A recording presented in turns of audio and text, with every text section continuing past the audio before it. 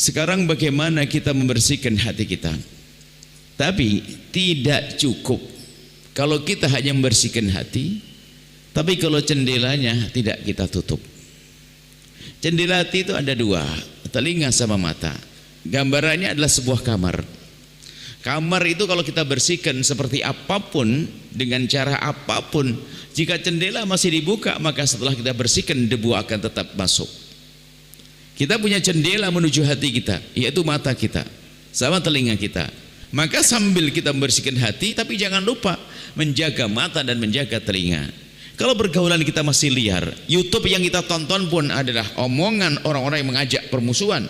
Yang kadang permusuhan kita nggak tanggung-tanggung, memusuhi ulama, memusuhi orang-orang besar, orang-orang soleh, menanamkan kebencian. Kalau kita mendengar, lihat, biarpun kita berusaha membersihkan hati dengan ilmu yang benar, tapi karena kuping kita tidak kita pasang filter, mata kita juga tidak, kalau melihat semua pandangan-pandangan yang menjadikan hati kotor, maka pada akhirnya hatinya pun ikut kotor. Baik, tolong jaga mata. Apa yang kita lihat di laptop, apa yang kita lihat di handphone kita, apa yang kita dengar, ketahuilah jangan mendengar segala sesuatu yang menjadi sebab kita bermusuhan atau kita benci kepada umat Nabi Muhammad SAW. Kemudian bagaimana kita membersihkan hati? Membersihkan hati agar kita menjadi musyahin, orang yang punya kedendaman. Kita harus merenung dulu dong, ngapain kita mendendam? Ingat, para kekasih Allah sudah sampai makom tinggi yang mereka berkata, aku itu sudah seperti merasa di surga biarpun belum masuk surga. Hatinya tentram dan damai. Sampai mereka itu bingung, gimana sih rasanya dendam itu? Allah, bagaimana rasanya dendam? Orang itu umat Nabi Muhammad kok aku dendamin, bagaimana ini? Dia jahat kepadaku, nggak benar. Bahkan dia punya target, ya kau boleh jahat kepadaku, yang kau lakukan adalah merugikanku, tapi engkau adalah umat Nabi Muhammad. Aku akan perjuangan engkau menjadi orang yang tobat dan menjadi lebih baik. Selalu begitu. Jadi nggak ada punya dendam setelah itu. Lihat, kalau sudah orang punya dendam, benci di dalam hati, ini benih seperti benih, akan berkembang kejahatannya. Kalau sudah orang nggak seneng dendam tadi itu, akhirnya mulai menggunjing, menfitnah, nggak puas dia, dendam dia, menggunjing, menfitnah. Gunjing menghabiskan pahala, fitnah buhtan juga menjadikan sebab hilang pahala. Maka bodohlah orang yang miara kesombongan, melihara benci, dengki di dalam hati. Maka malam ini ayo kita hilangkan benci. Tentunya untuk menghilangkan benci kita harus ngerasain dulu ada betul benci atau tidak. Kalau kita tidak mengerti ada benci di hati kita, maka membersihkannya pun juga tidak serius.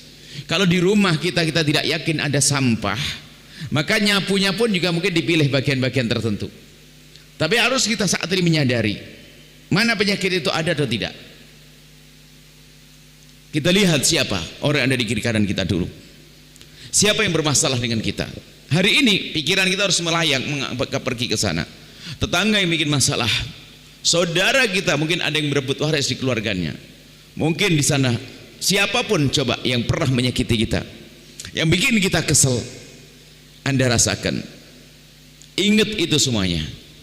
Kemudian setelah itu akan kita balik.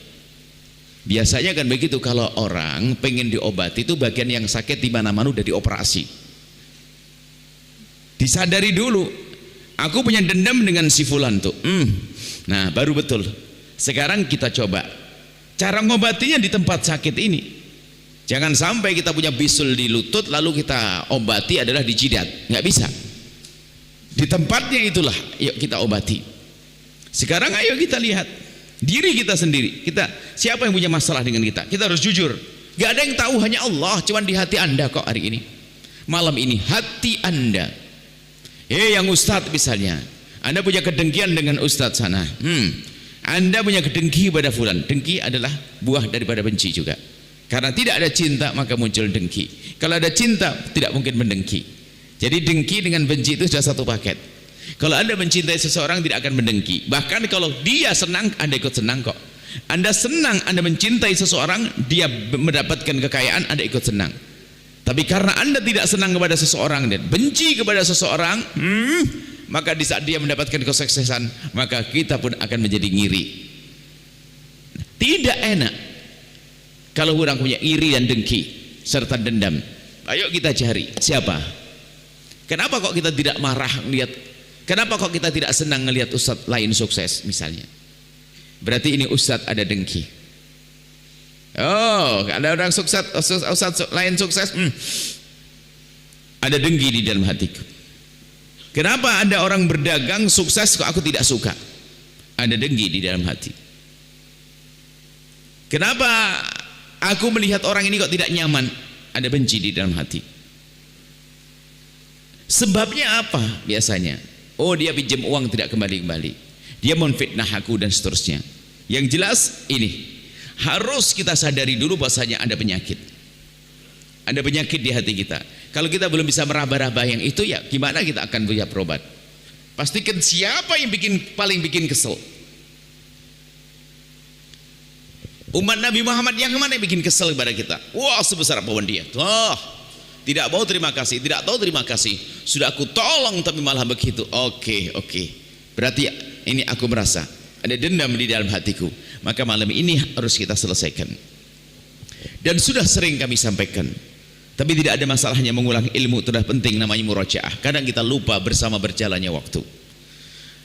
Ada cara yang paling dahsyat adalah memberi kebaikan kepada orang yang bikin kesel kepada kita. Lihat, kalau Nabi mengatakan tahadu tahabu, memberi hadiah itu menumbuhkan cinta. Seolah-olah kan rumusnya begini ya, kalau kita diberi oleh seseorang lalu kita menjadi cinta kepada dia, seolah-olah rumusnya akan begitu. Padahal tahadu ini adalah saling memberi. Jadi justru kalau Anda lagi marah kepada seseorang, lalu Anda memberikan kebaikan, ada orang bikin kesel kepada Anda, oh kurang ajar sekali orang ini, kemudian Anda balas dengan kebaikan, Anda beri kebaikan kepada orang tersebut. Anda beri, bukan sekedar dia menjadi berubah mencintai Anda, tapi hati Anda mulai luluh, akan berkurang dendam. Memberi kebaikan, loh ini berat sekali. Mungkin orang kan berhujah, kurang enak aja, udah kurang ajar, ngapain aku kasih, ngapain aku bantu, ngapain aku tolong. Nah, kalau dia mempertahankan rasa itu, dia terus akan tersiksa. Harus kita lawan. Namanya berjuang harus seperti itu. Ini kita ingin sukses, gak ada enak-enakan. Untuk menjadi sukses, untuk menjadi orang punya pangkat tinggi mulia di hadapan Allah, harus ada perjuangan. Memberi kebaikan, biasa memberikan kebaikan. Paling tidak jangan membalas dengan ketidakbaikan. Suatu ketika ada orang bertanya kepada Rasulullah, ya Rasulullah, ada orang diperlakukan dengan baik lalu dia membalas dengan kebaikan. Dijawab, ya wajar dong, orang berbuat baik kok tidak dibalas dengan kebaikan. Hal jazaul ihsan ilal ihsan, tidak ada kebaikan kecuali dibalas kebaikan. Orang berbuat baik, orang diberi kebaikan lalu membalas kebaikan, itu wajar. Lalu ada lagi, ya Rasulullah, bagaimana kalau ada orang berbuat jahat kepadaku lalu aku balas dengan kejahatan? Nabi menjawab, kalau engkau membalas dengan kejahatan, kamu sama seperti dia. Lalu yang istimewa bagaimana? Ini jawab Nabi. Yang istimewa adalah jika ada orang berbuat jahat kepadamu, mendolimimu, kau balas dengan kebaikan. Itu baru istimewa. Lah memberi kebaikan ini kan gak gampang, tapi kita harus malam ini belajar, harus kita paksakan berbuat baik. Kalaupun kita belum bisa memberikan kebaikan dalam bentuk materi, hadiah atau apapun, akan tapi malam ini kita bisa memberikan kebaikan untuknya. Apa itu? Dengan mendoakan, gempur dengan doa-doa kebaikan, dan juga membiasakan dengan doa baik ini adalah untuk menghindari caci maki. Hari ini kita habis hidup kita untuk caci maki, kebiasaan caci maki dan mengolok. Kalau sudah nggak cocok sama orang mencaci, mengolok, nggak ada perlunya. Caci maki harus kita tinggalkan. Bagaimana kalau caci maki itu kita ganti dengan doa? Kadang kita marah dengan kebijakan pemerintah misalnya, presiden, gubernur, wali kota dan sebagainya, atau siapapun. Kebijakan yang tidak benar, maka tidak perlu kita rubah jadi caci maki. Bagaimana kalau kita rubah dengan panjatan doa? Seperti Imam Hasan Basri berkata, Imam Hasan Basri, beliau adalah orang yang sudah sukses dalam membersihkan hati dan mendidik umat untuk bersihkan hati.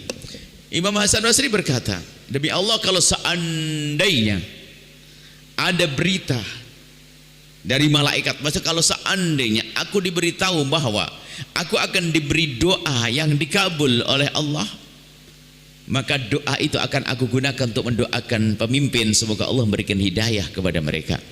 Loh, kalau mendapatkan hidayah kan enak, kalau mendapatkan bimbingan enak. Termasuk kalau ada orang berbuat salah kepada kita, kita suruh pilih ngomong langsung mati atau dia mendapatkan hidayah, maka lihat, paling enak adalah kita mendoakan agar dia mendapatkan hidayah, bukan pengen mati, bukan kita hancurkan. Enggak. Hari ini kita perlu belajar lembut hati. Di hari yang biasa kita dengan permusuhan, dengan keributan, ayo malam ini kita bersih hati dengan cara mendoakan orang-orang yang bermasalah dengan kita. Tentunya PR-nya setelah ini adalah untuk malam nisfu Sa'ban ini. Nanti masih ada sisa waktu. Anda bayangkan wajah mereka-mereka yang kurang ajar kepada Anda, wajah-wajah mereka yang suka zalim kepada Anda gempur dengan panjatan doa.